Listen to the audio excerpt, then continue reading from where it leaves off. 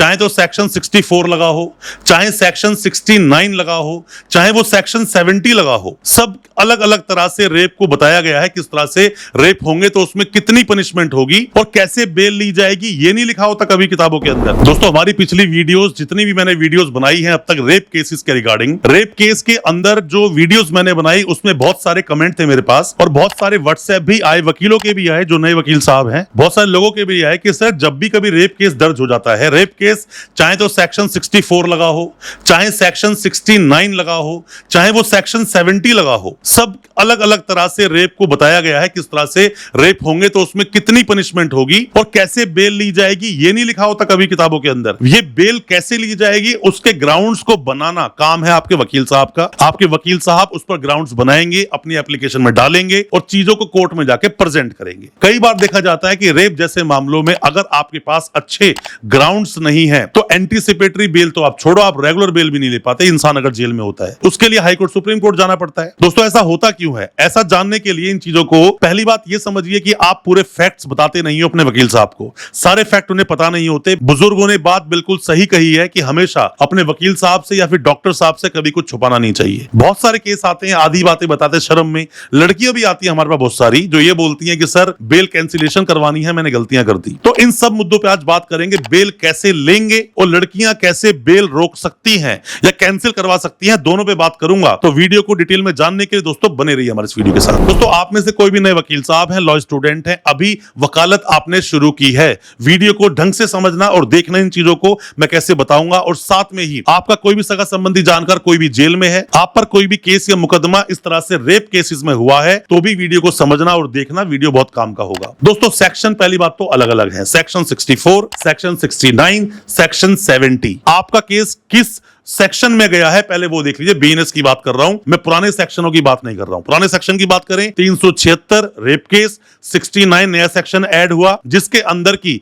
कोई भी झांसा देकर जब किसी के साथ सेक्स करता है तो ये मामला सेक्शन 69 में जाता है बीएनएस के सेक्शन में। पहले अलग से कोई सेक्शन नहीं था। फिर तीसरा सेक्शन जो 70 बन गया, पहले वो 376D आता था गैंग रेप का। पॉक्सो एक अलग मामला है, उस पर तो बहुत सारी वीडियो बनाई है, आप जाकर देख सकते हैं हमारी वीडियोस को। दोस्तों, मैं आपको 4 या 5 पॉइंटों के हिसाब से बताऊंगा कैसे कैसे बेल होती है और कैसे बेल नहीं होती है, दोनों चीजों को आप समझना। सबसे पहले तो मैं बताना चाहूंगा उन सभी लड़कियों के लिए जिन लड़कियों के साथ में ऐसा कुछ भी हुआ है और सामने वाले को बेल मिल गई है, तो बेल क्यों मिली है पहले आप ये समझिए। सबसे पहले पॉइंट में दोस्तों, मान लीजिए कि आपने ये एफआईआर लॉन्च करवाई थी कि इस लड़के ने मेरे साथ शादी का झांसा देकर फिजिकल वो इंसान मेरे साथ हुआ, सेक्स किया, इंटरकोर्स किया, आपने ये एक एफआईआर लॉन्च करवाई थी। फिर आप जब 164 के बयान देने के लिए गए तो आपने उसमें इंप्रूवमेंट करने के चक्कर में कि और सीरियस बना दूं चीजों को और ऐड कर दिया। साथ में ही जब सवाल जवाब होते हैं कोर्ट में, ये 164 का बयान ही होता है, तो वहां कहीं पर भी इस चीज का जिक्र नहीं था कि पहले इसने वादा किया बाद में इसने सेक्स किया। ये दोनों उल्टा हो जाता है। आप क्या बोलते हो, इसने मेरे साथ में सेक्स किया, फिर मुझे वादे देने लगा, ये बोलने लगा मैं शादी करूंगा, ऐसा करूंगा, वैसा करूंगा। तो सेक्स जब हुआ उस समय आपने प्रोटेस्ट क्यों नहीं किया? तो वहां बहुत तरह के ग्राउंड बन जाते हैं वकील साहब के पास बेल दिलाने में। ये बहुत बड़ा रीजन बन जाता है कि पहले वादा था या पहले वो इंटरकोर्स था, ये देखा जाता है। तो ये एडवाइस अपने वकील साहब से ले लिया करो। अगर एडवाइस लेकर चीजों को आगे बढ़ाओगे तो चीजों को अच्छे से प्रेजेंट कर सकते हो। अब बात करता हूं दूसरे पॉइंट की जो लड़कों के फेवर में है। लड़कों को क्या देखना चाहिए? लड़की ने बोला फॉल्स प्रॉमिस ऑफ मैरिज, तो आपको किसी भी तरह से ये प्रूव करना है कि मैंने कोई वादा नहीं किया था। ये लड़की मेरे साथ घूमती थी, देखो मेरे साथ दिल्ली से बाहर ये लड़की यहाँ पे गई, इन होटल्स में हम लोग रुके और कोई मैंने इससे प्रॉमिस नहीं किया। ये सब चीजें जब आप शो करते हो तो ये कंसेंट के मामले में चला जाता है। जब कंसेंट का मामला बनता है तो वो रेप नहीं है, ऐसा ही अपने देश का कानून बोलता है। पर अभी जो सेक्शन 69 जो ऐड हुआ है ये बना ही सेपरेट इसी के लिए है,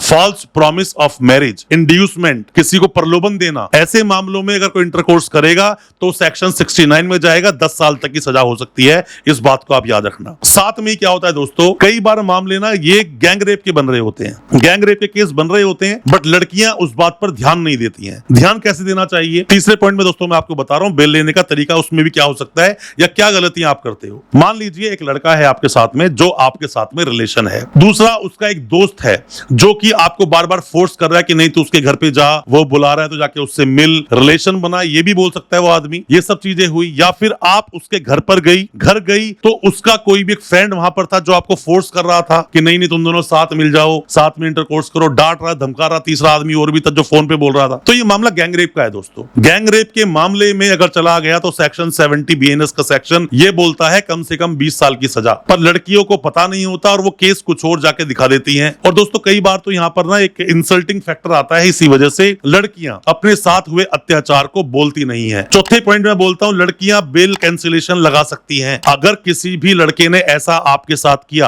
और उस लड़के ने बेल लगा दी, बेल उसकी हो गई, तो बेल कैंसिलेशन लगा सकते हो। बट बेल कैंसिलेशन के लिए स्ट्रॉन्ग एविडेंस आपको देने होंगे। पहला, कोर्ट में आपको कभी सुना ही नहीं गया, इवन आपको बुलाया भी नहीं गया और उसको बेल दे दी। ये बहुत बड़ा ग्राउंड है आपके पास। सुप्रीम कोर्ट भी बोलता है कि ऐसे जो रेप विक्टिम्स हैं उन्हें बुलाओ, पूछो तो उनके साथ में क्या हुआ क्या नहीं हुआ। ऐसे किसी के बोलने से किसी को बेल मिल जाएगी दोस्तों, तो ऐसा कोई भी अंधा कानून तो अपने देश का है नहीं। चीजों को समझना पड़ता है, देखना पड़ता है। साथ में ही जैसे ही बेल मिली वो आपके घर धमकाने आपको पहुंच गया, गोली गोली चला दी, डांट रहा है, गालियां दे रहा है, डंडा हाथ में, चाकू उसके हाथ में है, आपका पीछा कर रहा है आपकी ऑफिस से लेकर घर तक, तो ये सब कंप्लेंट आप कर दो। कंप्लेंट आप कर दोगे तो ऐसे में भी जब उसको बेल मिली है ना, तो उसकी बेल में कंडीशंस लिखी होती हैं कुछ, ये देखा करो। आप लोगों के पास ना तो FIR होती है। आप में से बहुत लड़कियां हमसे कांटेक्ट करती हैं कि सर मेरे साथ में ऐसा ऐसा हो गया, अब क्या करूं, बेल मिल गई उसको। बहुत सारे लड़के भी होते हैं कि जो गलतियां कर बैठते हैं, बेल कैंसिलेशन हो जाती है। तो इन बातों को ध्यान रखो। आप कोई भी लड़की हो उसके पास पहले तो FIR क्लियर कॉपी होनी चाहिए। 64 के बयान अगर चार्जशीट लग गई है तो पूरी चार्जशीट स्कैन कॉपी क्लियर होनी चाहिए। लड़के को बेल मिल गई तो बेल जो मिली है उसकी क्लियर कॉपी होनी चाहिए। ये सब डॉक्यूमेंट आप नहीं रखते हो, ये बहुत बड़ा रीजन होता है। अब बात करते हैं 5वें पॉइंट की। 5वां पॉइंट, चाहे लड़की हो या लड़का हो, अगर लड़के को बेल मिल गई, बेल कैंसिलेशन आपने लगाई, सेशंस कोर्ट गए, नहीं हुई, हाई कोर्ट जाओ, नहीं हुई, सुप्रीम कोर्ट जाओ, आपके वकील साहब आपका केस पढ़ के अच्छे से बता देंगे कि इसकी बेल कैंसिल हो भी सकती है कि नहीं। ये बात अलग है कि वकील साहब को खुद को एक्सपीरियंस ना हो। मैं जो कुछ आपको बता रहा हूं अपने पर्सनल एक्सपीरियंस के आधार पर बता रहा हूं,